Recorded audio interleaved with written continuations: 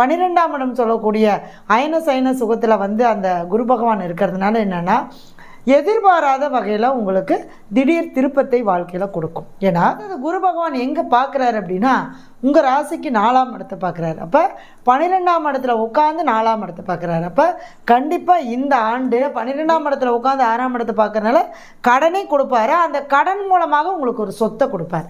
அப்போ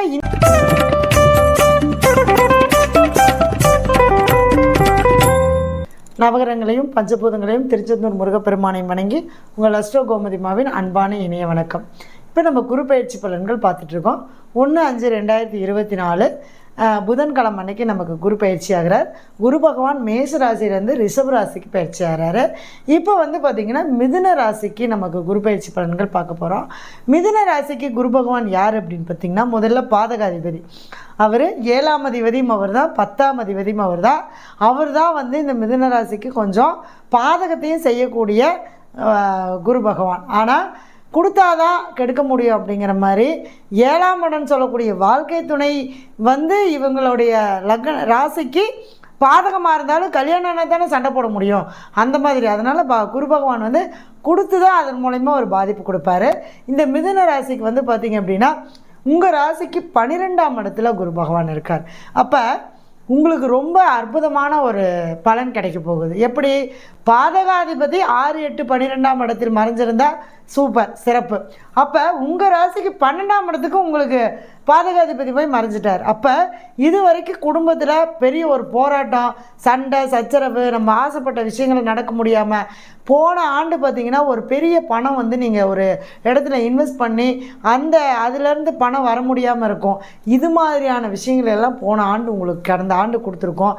இந்த ஆண்டு அதிலேருந்து எல்லாமே ரிலீஃப் பண்ணி கொடுத்துரும். ஏன்னா 12ஆம் இடம் சொல்லக்கூடிய அயன சயன சுகத்தில் வந்து அந்த குரு பகவான் இருக்கிறதுனால என்னென்னா எதிர்பாராத வகையில் உங்களுக்கு திடீர் திருப்பத்தை வாழ்க்கையில் கொடுக்கும். ஏன்னா பாதகாதிபதி மறைஞ்சிட்றார். அப்படிங்கிறப்ப உங்களுக்கு மிதுன ராசிக்காரங்களுக்கு சூப்பராக இருக்கும்.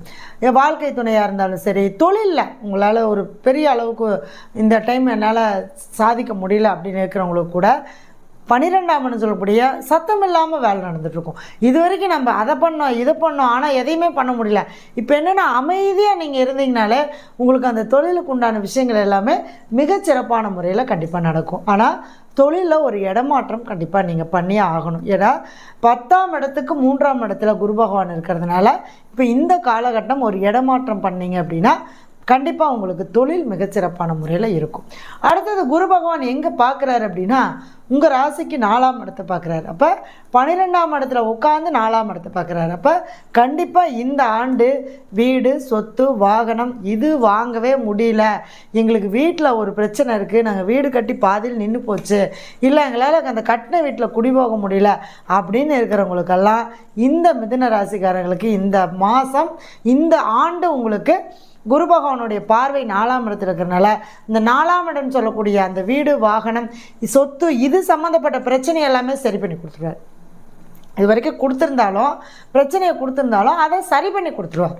ஏன்னா அவருடைய பார்வை அப்படிங்கிறது அதுதான். உங்களுக்கு குரு பார்த்தா கோடி நன்மைன்னு சொல்கிறாங்க. குரு பார்க்கும்போது அதில் இருக்கக்கூடிய தவறுகளை சுட்டி காட்டுவார். இப்போ நம்ம ஒரு குரு இருக்கார், நம்ம போய் அவருடைய முன்னாடி உட்காந்து நம்ம அவர்கிட்ட படிக்கும்போதோ அல்லது அவரை நம்ம பார்க்க போகும்போதோ நம்மளுடைய தவறுகளையும் நம்மளுடைய கர்மாக்களையும் அவருடைய வழியில் வந்து அவர் வந்து எடுத்துருவார். அதுதான் குரு பார்க்க கோடி நன்மைன்னு சொன்னாங்க.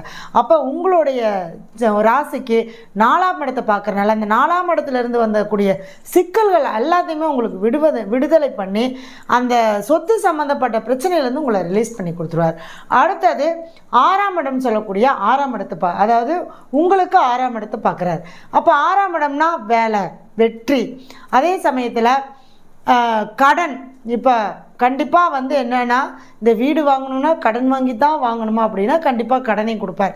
ஏன்னா 12ஆம் இடத்துல உட்காந்து 6ஆம் இடத்தை பார்க்கறனால கடனை கொடுப்பார். அந்த கடன் மூலமாக உங்களுக்கு ஒரு சொத்தை கொடுப்பார்.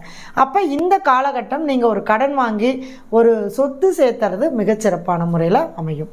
அதே சமயத்தில் 6ஆம் இடத்தை பார்க்கறனால வேலை, ஒரு வேலையில் ஒரு மாற்றம், ஒரு இடமாற்றமோ அல்லது மாற்றமோ கண்டிப்பாக இந்த ஆண்டு உங்களுக்கு கிடைக்கும். அதே மாதிரி ஏதாவது நான் கவர்மெண்ட் எக்ஸாமுக்கோ அல்லது எனக்கு வேலைக்காக நான் ட்ரை பண்ணிட்டு இருக்கேன்னா இந்த வருடம் பார்த்திங்கன்னா உங்களுக்கு கண்டிப்பாக அந்த வேலைக்கு உண்டான விஷயங்கள் எல்லாமே மிகச்சிறப்பான முறையில் நடக்கும். அதே மாதிரி எனக்கு ஏதோ ஒரு நோய் தொந்தரவு இருந்துகிட்டே இருக்குது, சரியான ட்ரீட்மெண்ட் அமையலைன்னா இந்த ஆண்டு குரு பகவானை வழிபாடு பண்ணிவிட்டு நீங்கள் ட்ரீட்மெண்ட் போங்க. கண்டிப்பாக உங்களுக்கு அந்த நோயிலிருந்து நிச்சயமாக விடுதலை கிடைக்கும். சரிங்களா? அடுத்தது எட்டாம் இடத்தை பார்க்குறாரு. அப்போ எட்டாம் இடத்தை பார்க்கும்போது என்னென்னா ஆயுள் ஸ்தானம். அடுத்தது நீண்டகால நிலுவையில் இருக்கக்கூடிய கடன்கள், இது எல்லாமே உங்களுக்கு நிவர்த்தி பண்ணி கொடுத்துருவார். எட்டாம் இடம் சொல்லக்கூடியது திடீர் அதிர்ஷ்டம்.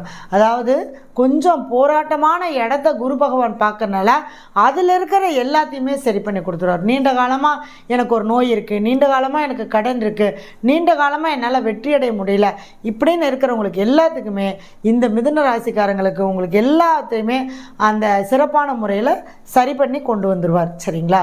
அப்போ இந்த மிதுன ராசிக்காரங்க கொஞ்சம் கவனமாக இருக்க வேண்டியது என்ன அப்படின்னு பார்த்தீங்கன்னா, வாழ்க்கை துணையிடம் மட்டும் அப்பப்போ சில பிரச்சனைகள் வரும். அதனால் அதை மட்டும் நீங்கள் கவனமாக பார்த்துக்கணும். ஏன்னா 7ஆம் அதிபதியாக இருக்கிறனால.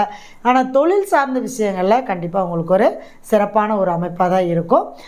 இந்த மிதுன ராசிக்காரங்க நீங்கள் என்ன பண்ணுறீங்க அப்படின்னு கேட்டிங்கன்னா, உங்களுடைய ஜென்ம நட்சத்திரம் வர அன்னைக்கு ஜென்ம மாதத்தில், அதாவது நீங்கள் பிறந்த மாதத்தில் வரக்கூடிய ஜென்ம நட்சத்திரத்தில் குரு பகவானுடைய ஆலயத்துக்கு போய் 16 நெய் தீபம் போட்டு அல்லது உங்களுடைய வயசுத்தனையும் அத்தனை நெய் தீபம் போட்டு அந்த குரு பகவானை வழிபாடு பண்ணிட்டு வந்தீங்கன்னா நிச்சயமாக உங்களுக்கு ஒரு நல்ல மாற்றம் கிடைக்கும்.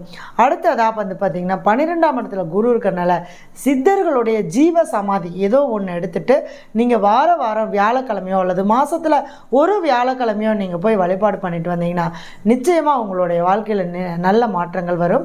இதெல்லாம் பொதுவான பலன்கள் தான். அவங்கவுங்களுடைய ஜாதகத்தில் தசாபுத்திகளுக்கு தகுந்த மாதிரி பலன்கள் மாறுபடும். இதில் நமக்கு கொஞ்சம் அதிகமாகவோ அல்லது இது சொன்னபடி நடக்கிறதும் அல்லது 50% கம்மியாக நடக்கிறதும் அவங்கவுங்களுடைய ஜாதகத்தில் தசாபுத்திகளை சார்ந்து தான் கண்டிப்பாக நடக்கும். சரிங்களா? இப்போ பார்த்திங்கன்னா இந்த நம்ம குரு பயிற்சியானது மே மாதம் நடக்கும்போது நம்மளுடைய புவி வானவில் ஜோதிட ஆராய்ச்சி மையத்தின் சார்பில் 6வது ஆண்டு மகா குரு பயிற்சி மகா வேள்வியாக நடக்க போகுது. அந்த மகா வேள்வியாகத்தில் 108 தன ஆகர்ஷண சக்தி கலசம் வச்சு நம்ம பூஜை பண்ணி கொடுக்க போகிறோம். இந்த யாகத்தில் நீங்கள் நேரில் கலந்துக்கலாம். வர முடியாதவங்க அவங்களுடைய பேர் இதெல்லாமே பதிவு பண்ணி அந்த கலசம் வேணுங்கிறவங்க முன்பதிவு பண்ணிக்கோங்க. நம்பிக்கையோடு இருங்க, நல்லதே நடக்கும். நன்றி, வணக்கம், வாழ்க வளமுடன்.